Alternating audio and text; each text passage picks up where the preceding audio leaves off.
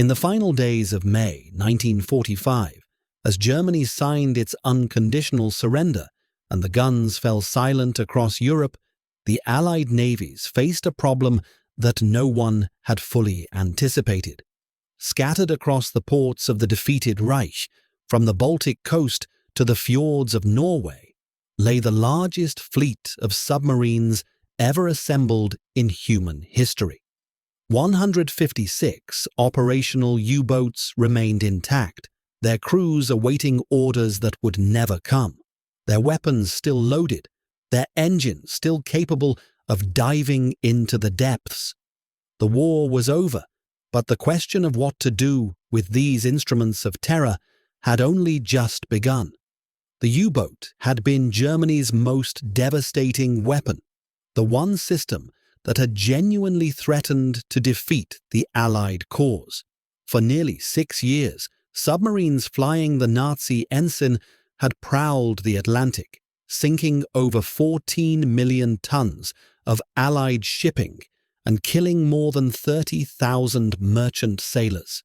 They had brought Britain to the edge of starvation, had forced the diversion of enormous resources to anti-submarine warfare, had delayed the invasion of Europe by making the buildup of forces a matter of life and death rather than mere logistics. Even in defeat, the U-boat fleet represented a strategic asset of immense value, or an equally immense danger, depending on who controlled it. The Allied powers, Britain, the United States, and the Soviet Union, each had different ideas about what should happen to the surrendered submarines. The Soviets, their own submarine force relatively primitive by German standards, were eager to acquire as many U-boats as possible for study and potential service. The Americans, already possessing the world's largest navy, were less interested in the submarines themselves than in the technology they contained, particularly the advanced Type 21 boats that represented the cutting edge of underwater warfare. The British, who had borne the brunt of the U-boat campaign and lost the most to it, wanted something simpler. They wanted the submarines destroyed. The disagreement reflected deeper tensions within the wartime alliance, tensions that would soon harden into the Cold War. The Soviets suspected, correctly, that their Western allies were already planning for a future in which the Soviet Union might be the enemy rather than the partner. The Americans and British suspected, equally correctly, that Stalin intended to use captured German technology to strengthen his military position in Europe and beyond. The fate of the U-boat fleet became one of many points of friction in a relationship that was rapidly deteriorating. The initial agreement, hammered out at the Potsdam Conference in July and August 1945, called for the submarines to be divided among the 3 major powers, with 10 boats going to each nation for technical evaluation. The remainder, well over 100 submarines, were to be destroyed. The British, given their experience with German naval forces after the First World War, were designated to carry out the destruction. They approached the task with characteristic thoroughness, planning an operation that would eliminate the U-boat threat permanently and prevent any possibility of the submarines falling into hostile hands. The operation was codenamed Deadlight, a term borrowed from the nautical vocabulary where it refers to a thick glass porthole that cannot be opened. The name was grimly appropriate. The U-boats would be sealed, towed to deep water and sent to the bottom, their hatches welded shut, their future foreclosed forever. The location selected was the Atlantic northwest of Ireland, where depths exceeding 100 meters would ensure that the submarines could never be raised or salvaged. Between November 1945 and February 1946, 116 U-boats would make their final voyage to this watery graveyard. The logistics of Operation Deadlight were formidable. The surrendered submarines were scattered across multiple ports, many in poor condition after years of hard service and months of neglect following the surrender. Some had been sabotaged by their crews in the final days, their instruments smashed, their engines disabled, their records destroyed. Others had been maintained in operational condition by Germans who hoped, against all evidence, that the political situation might somehow change in their favor. All of them needed to be assessed, prepared for sea, and towed to the scuttling grounds, a task that would occupy thousands of British sailors and consume months of effort. The process began with the concentration of the submarines at designated collection points. Loch Ryan in Scotland and Lissahallie in Northern Ireland became the primary assembly areas, their waters crowded with the grey hulls of the defeated fleet. British naval personnel, many of whom had spent the war hunting these same submarines, now found themselves responsible for their care and transport. The irony was not lost on anyone. Men who had celebrated every U-boat sinking now walked the decks of the enemy, inspecting compartments where German sailors had lived and died, examining the weapons that had killed their comrades. The condition of the submarines varied enormously. Some, particularly the newer Type 21 boats, were engineering marvels that impressed even their captors. These were true submarines, designed to operate primarily underwater rather than as surface vessels that could submerge when threatened. Their streamlined hulls, powerful electric motors, and revolutionary snorkel systems represented capabilities that Allied navies would spend years trying to match. The Americans were particularly interested in these boats, and several were exempted from Deadlight for detailed technical evaluation. 2 would eventually be taken to the United States, where they would influence the design of the post-war American submarine fleet. Other boats were barely seaworthy, their hulls corroded, their machinery worn out, their interiors stripped of anything valuable by crews who knew the end was coming. These submarines posed the greatest challenge for the Deadlight planners. Towing a submarine across open ocean was dangerous under the best circumstances. Towing a hulk that might flood or break apart at any moment was exponentially more so. Several boats sank during the transit to the scuttling grounds, unable to survive the journey that was meant to end with their deliberate destruction. The human dimension of Operation Deadlight was complex and often uncomfortable. German submarine crews, the survivors of a force that had lost over 30,000 men during the war, watched as their boats were prepared for destruction. Some had served aboard these submarines for years, had survived depth charge attacks and aircraft assaults, had seen friends die in the steel coffins that U-boats became when things went wrong. Their emotional attachment to their vessels was real, however much the Allied victors might have preferred to ignore it.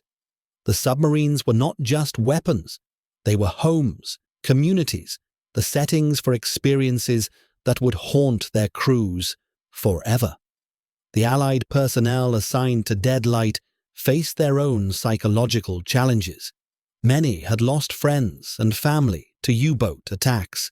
The Merchant Navy, which had suffered catastrophic casualties throughout the war, was particularly well represented among the civilian sailors assisting with the operation.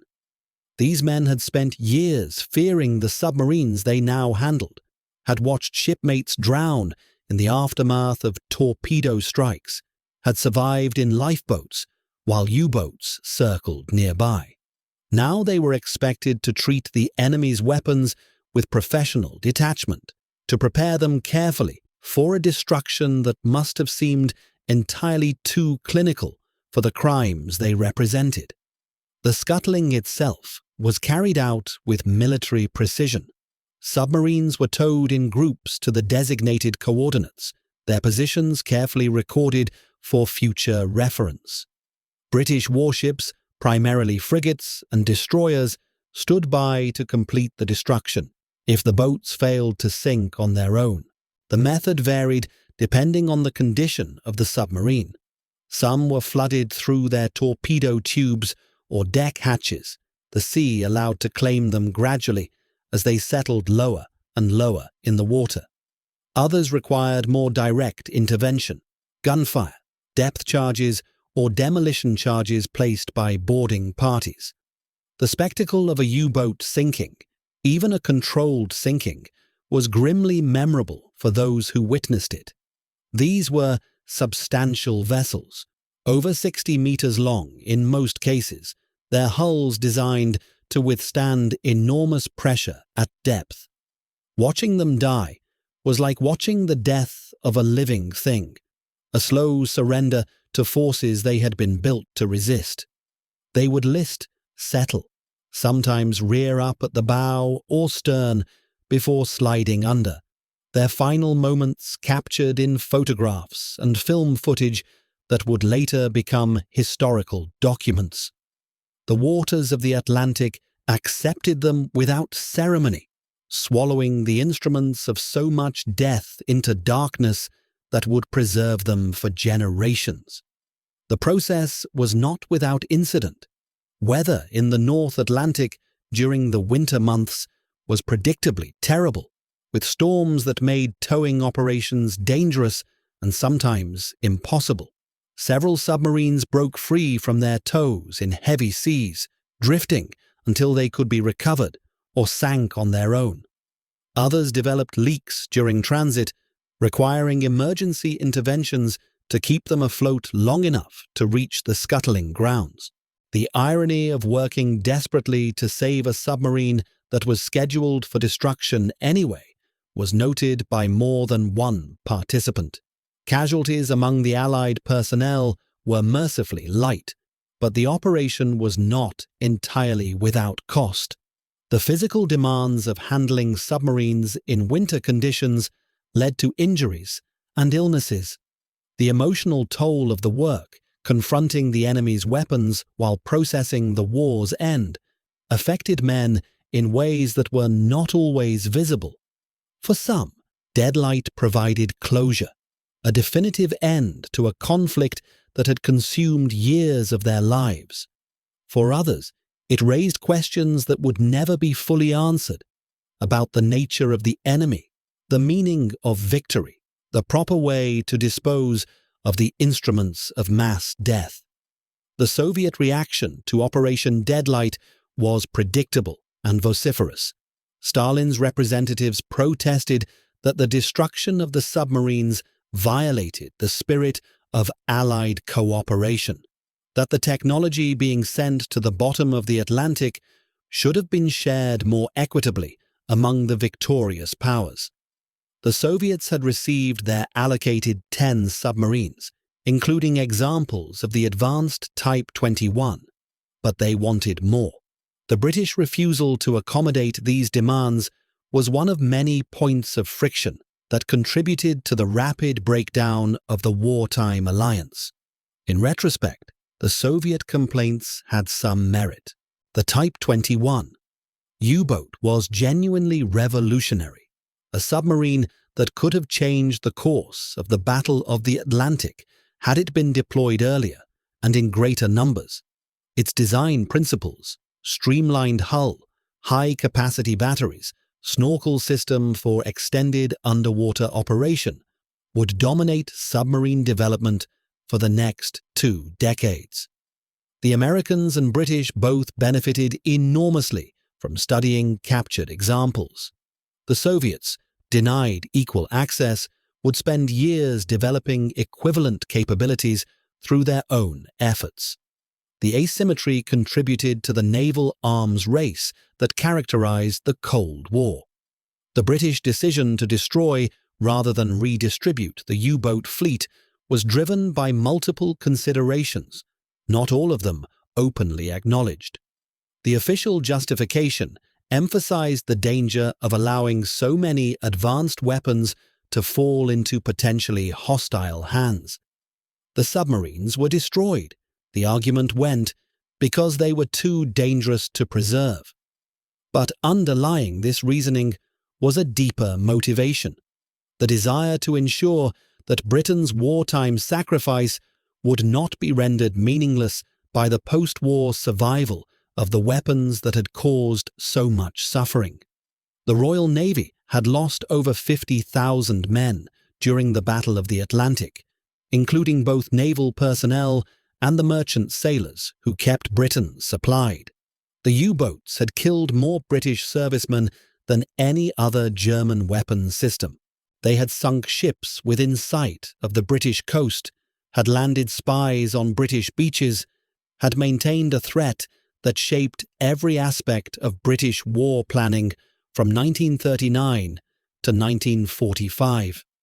For the men who had fought this battle, the idea of allowing the U-boats to survive was emotionally intolerable, regardless of what strategic logic might have suggested. Operation Deadlight was also a statement about the nature of unconditional surrender.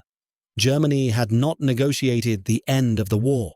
It had been comprehensively defeated, its military forces destroyed or captured, its territory occupied, its government dissolved. The destruction of the U-boat fleet was a visible demonstration of this reality, proof that the Allied victory was complete and permanent. The submarines that had terrorized the Atlantic for 6 years would never sail again. Their threat had been ended not through negotiation, but through annihilation. The legal framework surrounding Deadlight reflected the unprecedented nature of the post-war settlement. Unlike previous conflicts, where defeated navies might be interned or transferred, the Second World War ended with the complete dismantlement of German military power. The submarines were not captured prizes in the traditional sense. They were instruments of a regime that had been declared criminal, weapons of a state that had ceased to exist. Their destruction was less an act of war than an act of judicial execution, the elimination of tools that could serve no legitimate purpose in the post-war world. The submarine crews who watched Deadlight unfold experienced a particular form of defeat. Many had believed, genuinely and fervently, that they were fighting for their nation's survival. The propaganda that had sustained them through years of increasingly desperate combat had portrayed the U-boat war as heroic resistance against overwhelming odds. Now they saw their boats towed to destruction by the enemies they had failed to defeat, their efforts rendered meaningless by the totality of Germany's collapse. The psychological impact of this experience contributed to the complex relationship that post-war Germans would have with their wartime service. Some former U-boat men went on to serve in the new West German Navy, established in 1956 as part of NATO's defense against the Soviet threat. These veterans brought their experience to a service that would eventually operate submarines again, though under very different circumstances and for very different purposes. The knowledge they had gained about submarine operations, about the psychology of underwater warfare, about the technical demands of the service, proved valuable to their new masters, even as the specific boats they had served on rusted on the ocean floor. The physical remains of Operation Deadlight lie scattered across a wide area of the Atlantic, their exact positions known only approximately. Sonar surveys and occasional diving expeditions have located some of the wrecks, their hulls still recognizable after decades underwater. These submarines have become artificial reefs, colonized by marine life that knows nothing of the purpose for which they were built. Fish swim through compartments where men once lived. Coral grows on torpedo tubes that once launched weapons of destruction. The ocean has reclaimed them, transformed them from instruments of war into components of an ecosystem. For historians, the Deadlight submarines represent a lost archive as much as a collection of wrecks. The boats sent to the bottom carried with them whatever records and equipment had not been removed during the preparation process. Some contained personal effects of crew members, letters, and photographs that would have illuminated the human experience of the U-boat war.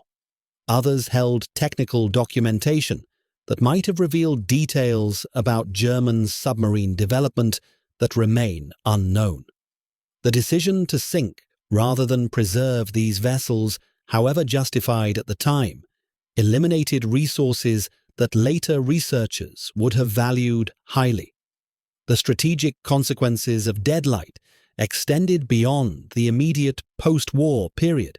By eliminating the bulk of the German submarine fleet, the Allies ensured that no future German navy could quickly reconstitute an underwater threat. This consideration was not merely theoretical. The experience of the 1930s, when Germany had rapidly rebuilt its military in violation of the Versailles Treaty, remained fresh in Allied memories. The submarines destroyed during Deadlight could not be hidden, could not be secretly maintained, could not be rapidly returned to service if German nationalism revived. Their elimination was permanent in a way that treaty provisions could never be. The operation also established precedents for the disposal of weapons of mass destruction that would influence subsequent arms control efforts. The idea that certain weapons were too dangerous to be allowed to exist, that their elimination served the interests of all nations, would recur in debates over nuclear, chemical, and biological weapons throughout the Cold War and beyond. Deadlight was not the first such destruction. The scuttling of the German high seas fleet at Scapa Flow in 1919 provided an earlier example. But it was among the most systematic, a deliberate campaign to eliminate an entire category of military capability. The memory of Operation Deadlight faded quickly from public consciousness. The immediate post-war years were consumed by more pressing concerns: the occupation of Germany, the Nuremberg trials, the emerging Cold War, the reconstruction of devastated economies. The submarines rusting on the Atlantic floor were yesterday's threat, superseded by new dangers that demanded attention. Only historians and naval enthusiasts maintained interest in the operation, studying its execution and debating its implications, while the general public moved on. Yet the significance of Deadlight endures. It marked the end of the most destructive submarine campaign in history, the final chapter of a battle that had shaped the entire course of the Second World War. It demonstrated the determination of the victorious powers to ensure that their victory would be permanent, that the weapons which had caused so much suffering would never threaten again. And it created a submarine graveyard in the Atlantic depths, a monument to the destructive potential of underwater warfare that lies silent and unseen beneath the waves. 116 U-boats made their final dives during Operation Deadlight. They joined the hundreds of others that had been sunk during the war itself, the boats destroyed by depth charges and aircraft, by mines and accidents, by the relentless pressure of Allied anti-submarine warfare. Together, they represent the largest concentration of submarine wrecks anywhere in the world, a fleet of the dead that will never sail again. The ocean keeps them now, preserving their steel hulls in the cold darkness where no sunlight penetrates, where the only movement is the slow drift of currents and the patient work of corrosion. For the men who served on these submarines, on both sides of the conflict, Deadlight was an ending and a beginning. It closed the chapter of the U-boat war definitively, removing any possibility that the struggle might somehow resume. But it also opened questions about memory and meaning that would persist for generations. What did it mean to have fought in submarines that now lay destroyed on the ocean floor? What value could be assigned to sacrifice that had ended in such complete defeat? How should the dead be remembered, the 30,000 German submariners who never returned from patrol, the tens of thousands of Allied sailors who died when their ships were torpedoed? These questions have no easy answers, and perhaps no answers at all. Operation Deadlight did not resolve them. It merely ensured that they would be asked in the past tense about a threat that had been eliminated rather than one that persisted. The submarines are gone, their crews scattered to death or old age, their war receding further into history with each passing year. But the Atlantic remembers, somewhere off the Irish coast, in waters too deep for casual exploration, the grey hulls of the Deadlight fleet rest in rows like soldiers in a cemetery, their hatches sealed, their secrets kept, their stories waiting for anyone patient enough to listen. The final boat sank on February 11th, 1946, 9 months after Germany's surrender. When it slipped beneath the waves, the era of the Nazi U-boat ended forever. What remained was memory, controversy, and 116 wrecks that would slowly become part of the ocean itself. Operation Deadlight had accomplished its purpose. The wolf packs would hunt no more.